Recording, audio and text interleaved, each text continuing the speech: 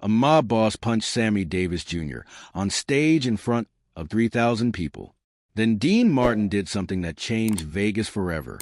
There are stories that become legends in Las Vegas, passed down from cocktail waitresses to casino dealers, from showroom managers to security guards. Stories that capture something so true about the city's soul that it does not matter if every detail is exactly accurate. They reveal deeper truths about power, friendship, and what it meant to be black in America's playground. This is one of those stories. The story of the night Dean Martin drew a line in the sand that even the mob could not cross. March 8, 1964. The Sands Hotel showroom was packed with 3,000 people watching Sammy Davis Jr. do what he did better than almost anyone alive: sing, dance, and make everyone forget their troubles for a couple of hours. Sammy was 45 minutes into his set, right in the middle of his Frank Sinatra impression, when something happened that would become Vegas legend. According to those who were there, or claimed they were there, a drunk mob boss climbed onto the stage and punched America's greatest entertainer in the face. 20 feet away in his dressing room, Dean Martin heard 3,000 people gasp at once.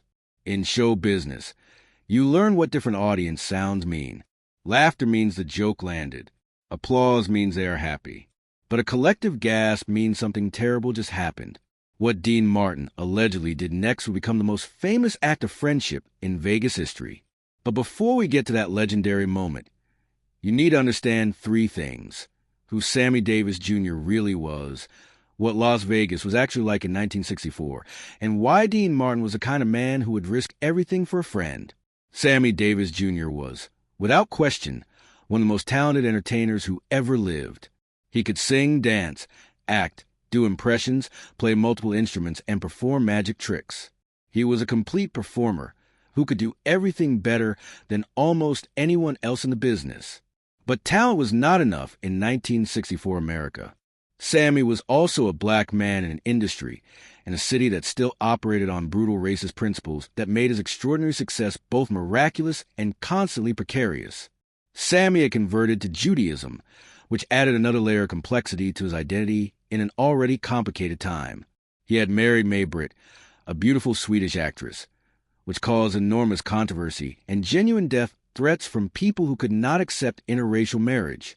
He was banned from performing at certain venues across the country. Hotels where he headlined would not let him stay in the guest rooms or eat in the restaurants. He had to use service elevators and back entrances at venues where his name was literally on the marquee. The humiliation was constant, grinding, and soul-crushing, but Sammy had developed something that provided real protection in the dangerous world of Las Vegas entertainment.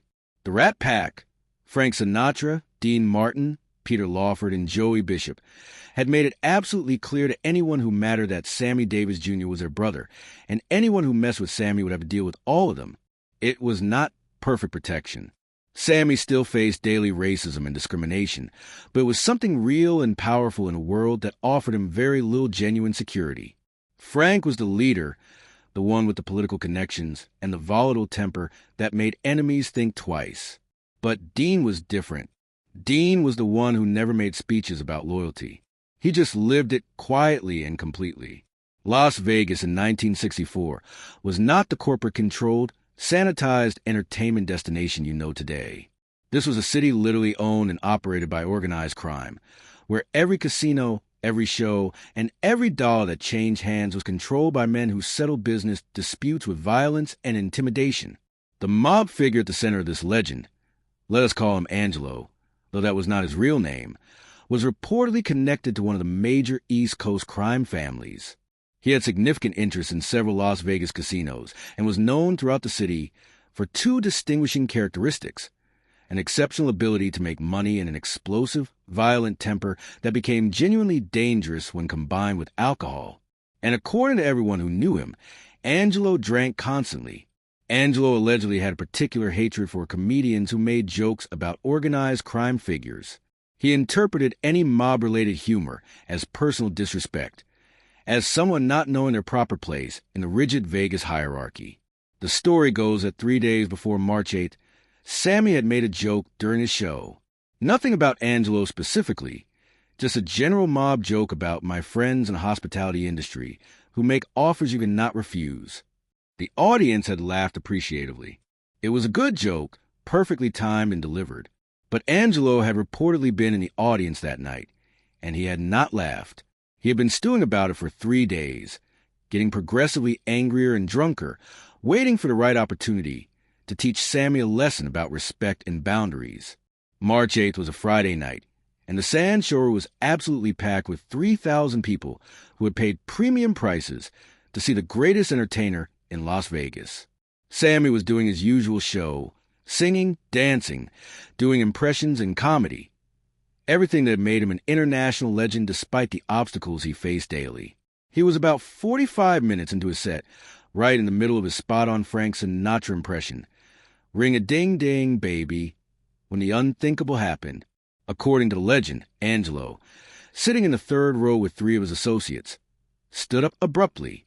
He had apparently been drinking heavily since before the show started, and was loud, belligerent, and clearly looking for confrontation.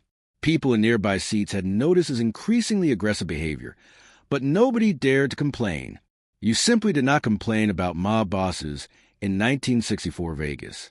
Not if you valued your health and your job. The story goes that Angelo walked right up the stage stairs onto the platform while Sammy was in the middle of his performance.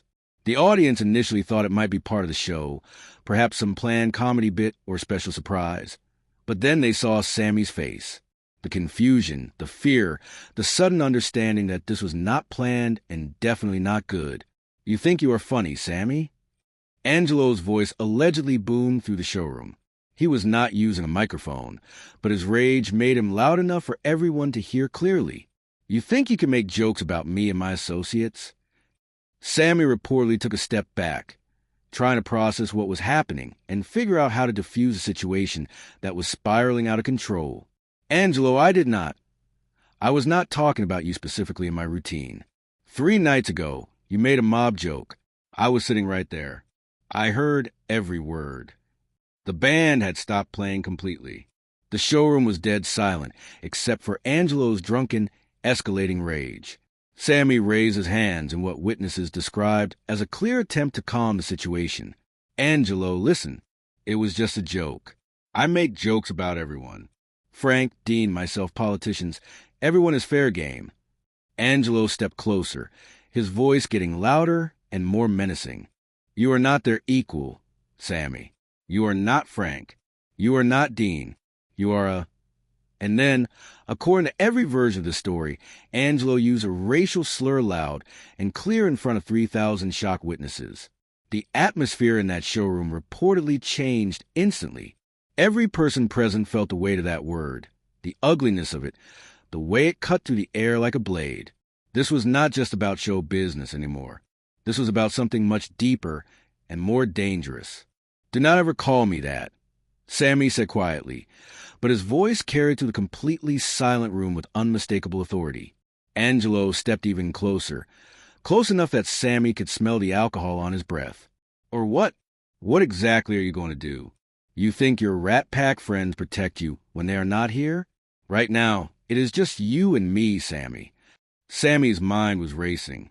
He knew Angelo's reputation throughout Vegas.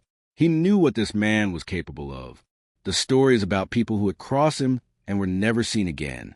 But he also knew he could not just stand there and accept this kind of abuse. Not in front of 3,000 people. Not on his own stage. Not when everything he had worked for his entire life was at stake. "I am asking you respectfully to leave my stage," Sammy said, his voice shaking slightly but remaining firm.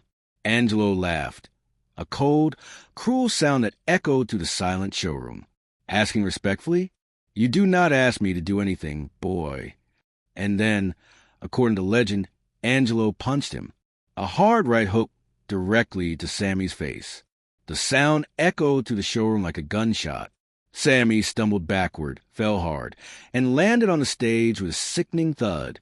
His good eye, the one he had not lost in that car accident 10 years earlier, was tearing up from pain, rage, and humiliation. Blood started trickling from his split lip.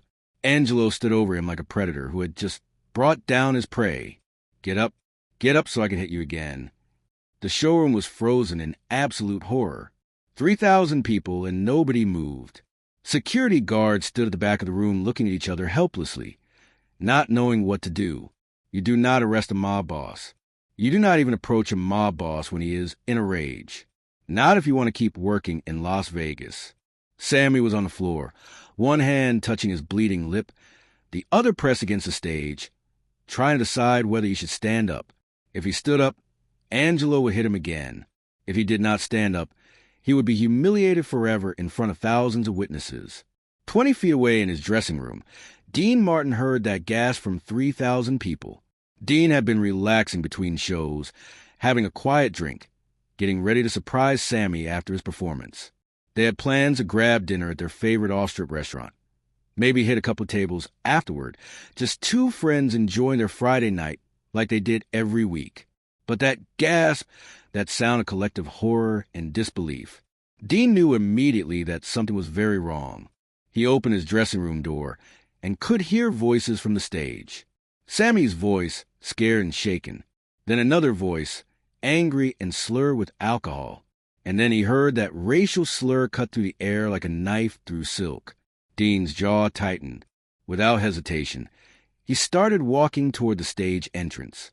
A young stagehand named Tommy, who had been working at the Sands for 2 years and had never seen anything like this, grabbed Dean's arm desperately. "Dean, do not. That is Angelo Martinelli. I know exactly who he is. Dean, he has killed people. Multiple people. He will kill you without thinking twice about it." Dean pulled his arm away, not roughly, just firmly and with absolute certainty. "Sammy is my friend. Dean, please think about this. If he kills me for protecting my friend, then he kills me."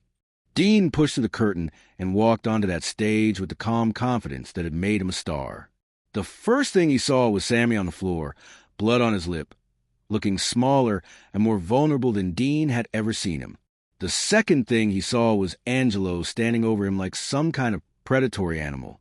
The third thing he saw was 3,000 people sitting in terrified silence, too scared to help, too paralyzed by fear to move. Dean did not run, did not yell, did not make a dramatic entrance.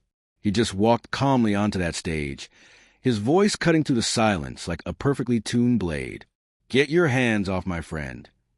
Angelo turned around, and his drunk, angry face broke into what could only be described as a cruel smile. "Dean Martin, how perfect. Maybe you can teach your friend here some lessons about respect and knowing his place." Dean kept walking until he was standing directly between Angelo and Sammy, creating a human shield. "Sammy, are you okay?" Sammy nodded, wiping blood from his mouth with the back of his hand. "I am okay, Dean, but you should go back to your dressing room. This is not your fight." Dean ignored him completely. He looked at Angelo with those cool blue eyes that charmed millions of fans, but now showed nothing except cold, unwavering steel. "You need to leave now." Angelo laughed, a sound that contained no humor whatsoever. "Or what, Dean? Are you going to sing me off the stage?" Dean's voice remained dangerously calm, controlled, and absolutely certain. "I am asking you once, politely. Leave this stage. Leave this showroom. Do not come back. You are not welcome here anymore." "You're asking me?" Angelo's voice rose with genuine disbelief. "You work for us, Dean. This casino, we own it. Every brick, every slot machine, every showroom. You perform here because we allow you to perform here, so maybe you should be the one to leave." Dean took a step closer. They were face to face now, close enough that Angelo's alcohol breath was visible in the bright stage lights. "I do not work for anyone," Dean said quietly, but his words carried to every corner of that silent showroom. "I work with people I respect, and you just assaulted my friend in front of 3,000 witnesses. So, here's what is going to happen. You're going to walk off the stage right now, or I'm going to make sure every performer in this city knows exactly what kind of man you really are. And good luck filling showrooms when nobody wants to work for you." Angelo's smile faded completely. "Are you threatening me? I am giving you a choice. Walk away now with whatever dignity you have left, or lose every headline act in Vegas. Your choice." The silence stretched on, 10 seconds, 20, 30. It felt like hours to everyone watching, like time itself had stopped to see how this impossible confrontation would end. Finally, incredibly, impossibly, Angelo took a step backward. "You just made the biggest mistake of your life, Dean." "Maybe," Dean said without moving so much as an inch. "But Sammy is my friend, my brother. So if protecting him is a mistake, I will make that mistake every single time." Angelo looked down at Sammy, still on the floor, blood trickling from his lip. "This is not over between us." "Yes, it is," Dean said with absolute, unshakable certainty. "Security, please escort Mr. Martinelli out of this building immediately." Two security guards who had been frozen in place throughout this entire confrontation finally moved. They approached Angelo very carefully, like he was a wild animal that might attack without warning. Angelo shrugged them off dismissively. "I do not need an escort. I can walk myself out." He looked at Dean one more time, clearly trying to decide whether this public humiliation was worth starting a war. "You are going to regret this decision, Martin." "I seriously doubt that." Angelo walked off that stage, his three associates following behind him like a small parade of menace. The showroom remained completely silent until Angelo had exited to the back entrance and was completely out of sight.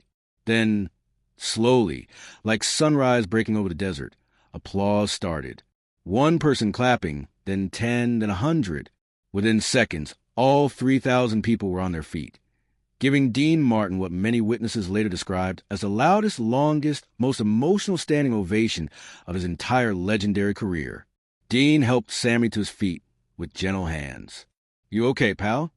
"Sammy's good." I was filled with tears. Not from pain this time, but from something much deeper. "You did not have to do that, Dean. He is going to come after you now. This is not going to end here." Dean shrugged like he just ordered coffee instead of facing down a killer. "Let him try. You are my brother. Sammy, nobody touches you. Not while I am breathing." The standing ovation continued, getting louder and more emotional by the second. Dean walked to the microphone and looked out at the audience of 3,000 people who had just witnessed something they would tell their grandchildren about. "Ladies and gentlemen, I apologize for that interruption, but I want to make something absolutely clear to everyone in this room. Sammy Davis Jr. is one of the greatest entertainers who has ever lived. He is also one of the finest men I have ever known. And if anyone at all has a problem with him, if anyone disrespects him, threatens him, or lays a finger on him, they will answer to me personally." The applause somehow got even louder. Dean handed the microphone to Sammy with a small, reassuring smile. Sammy took it, still wiping blood from his lip, but his voice was as strong and clear as it had ever been. "Thank you, Dean, and thank you all for being here tonight and witnessing something I will never forget. You know what they say in show business. The show must go on." He turned the band with that $1,000,000 smile that had made him famous. "Gentlemen, let us take it from Mr. Bojangles." The band started playing. Sammy started singing, his voice as powerful and moving as ever. And Dean Martin walked off that stage to the loudest applause he had ever received in his life, without performing a single note. Backstage, Tommy, the stagehand, was white as a sheet and shaking visibly. "Dean, what have you done? Angelo is going to come after you.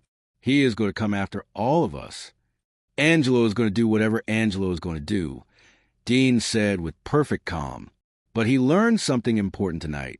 You do not touch my friends. Ever." According to Vegas legend, the aftermath came quickly and from unexpected directions. Within an hour, word had spread through every casino, every showroom, every back office, and every front desk in Las Vegas. Dean Martin had stood up to Angelo Martinelli, had humiliated him in front of 3,000 witnesses, had forced him to back down and walk away. Some people thought Dean was crazy. Others thought he was as good as dead. A few thought he was the bravest man in Vegas. That night, the story goes, Dean received calls from Frank Sinatra, Joey Bishop, and a dozen other performers. Frank was reportedly furious. Not at Dean, but that he had not been there to help his friend. "If I had been there, we would have thrown that bastard off the stage together," Frank allegedly said. But there was another call that Dean did not expect. According to those who claimed to know, a call from a senior organized crime figure. Someone much higher up the hierarchy than Angelo. "Mr. Martin, I heard what happened tonight. Angelo was completely out of line. He should not have been on that stage. He definitely should not have put his hands on your friend. And he absolutely should not have used that kind of language in public. Dean was surprised. You are not calling to threaten me? No. I am calling to tell you that Angelo has been instructed to leave you and Mr. Davis alone permanently. What he did tonight was terrible for business. Made us look like animals instead of businessmen. We do not need that kind of public attention. So that is it. It is over. You and Mr. Davis can perform without worrying about Angelo or anyone associated with him. But Dean, understand this. You cannot make a habit of challenging us. We cannot have performers openly defying us every time they disagree with our business practices. This was a one-time exception because Angelo was so obviously completely wrong. Understood? The call ended, leaving Dean to sit in his dressing room and realize that he had just crossed a line that could never be uncrossed. He had challenged organized crime and won, but only because he had been absolutely right, extraordinarily lucky, and because Angelo had been so clearly wrong that even his own people could not defend his actions. The legend continues that the next day, Dean received a message to meet someone at a small coffee shop away from the Strip. When he arrived, he found the same senior organized crime figure from the phone call. I wanted to tell you in person, the man reportedly said. What you did last night took serious courage. Stupid courage maybe, but genuine courage nonetheless. Angelo has been told to stay completely away from you, Mr. Davis, and anyone in your circle. Dean nodded. I appreciate that. But Dean, you cannot do this again. Ever. Next time, there might not be anyone willing or able to pull you out of the fire. I understand the risks, Dean replied, but if someone goes after Sammy again, I will stand up for him. Nobody will stop me. That is certain. We have made that absolutely clear throughout the organization. Mr. Davis is under our protection now, but you need to understand something important. You won last night because Angelo was drunk, because he physically assaulted someone in public, and because he used language that even we do not tolerate in front of 3,000 witnesses. You won because the situation was so extreme and so public that we had no choice but to side with you. But that constellation of circumstances is never going to happen again. So please, for your own sake and for Mr. Davis's sake, do not test us again. Dean extended his hand. Deal. They shook hands, and according to legend, it was over. Whether every detail of the story is historically accurate or not, one thing is absolutely certain. Sammy Davis Jr. never forgot the friendship Dean Martin showed him throughout their careers. For the rest of his life, whenever anyone asked Sammy who his best friend was, he would say Dean Martin without a moment's hesitation. Frank was our leader, Sammy said in later interviews. He was the one who brought us all together and made the Rat Pack possible. But Dean was the one who would literally die for you. He proved that to me over and over again.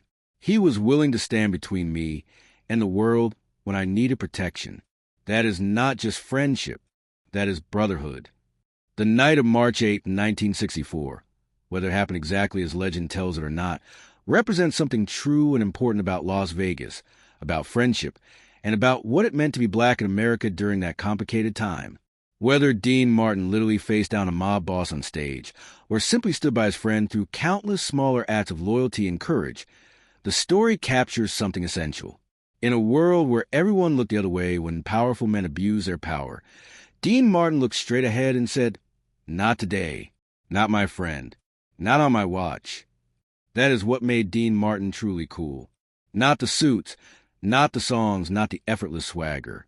It was the willingness to put everything on the line for the people he loved when it mattered most. Sammy Davis Jr. faced racism and discrimination his entire career, but he also knew something that sustained him through the darkest moments. He was not alone. He had a brother who would stand between him and the world if necessary. And sometimes it is all any of us really need. Someone who will not walk away when things get dangerous. Someone who will choose loyalty over safety. Someone who understands that true friendship is measured not in words, but in actions. Have you ever had someone stand up for you when you could not stand up for yourself? Or maybe you have been the Dean Martin in someone else's story. The person who risked something important to protect a friend? These moments of real courage and genuine loyalty matter more than we might ever realize. And that is the real story of Dean Martin and Sammy Davis Jr., not the movies, not the fame, not the carefully crafted images. Just two human beings recognizing themselves in each other and standing together when it mattered most.